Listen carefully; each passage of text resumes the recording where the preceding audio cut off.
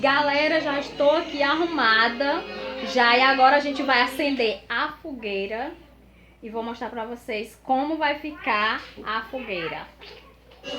E galera, aqui é o resultado da lenha que a gente foi buscar, ó. Já tá já no ponto de acender a fogueira. Davi Novaes vai acender a fogueira. Mas esse jeito aqui. Não. Vai pegar. Tu botou álcool, não? Deixa eu botar mais álcool. Melhor uma bolsa, não? Uma bolsa é melhor, pô. Vai pegar agora.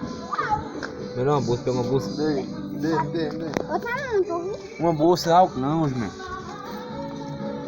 Vai, não liga não, com álcool do vídeo.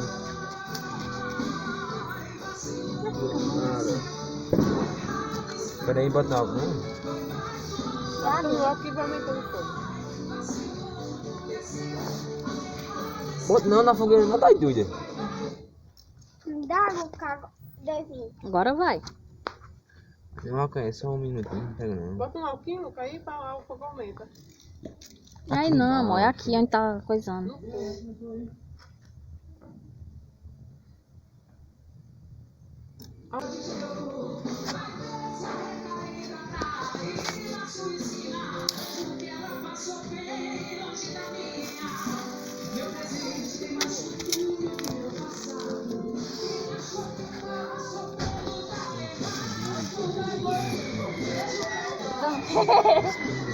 Ah, tá mudando eu pular.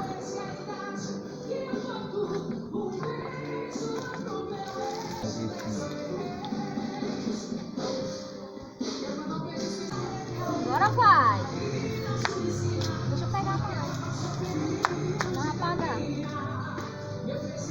Aqui, arrumei o teu fogo. Como acender uma fogueira? Primeiro você bota, acende a bolsa, depois deixa pingando.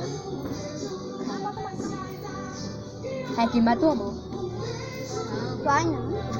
Pega, peraí.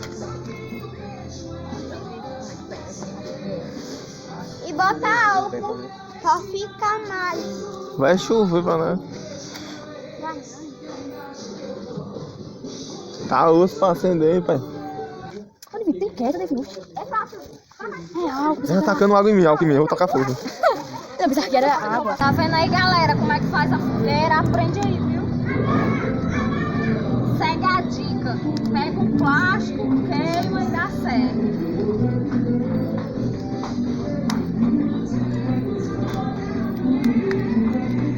Tá vendo aí, galera? Deu certo.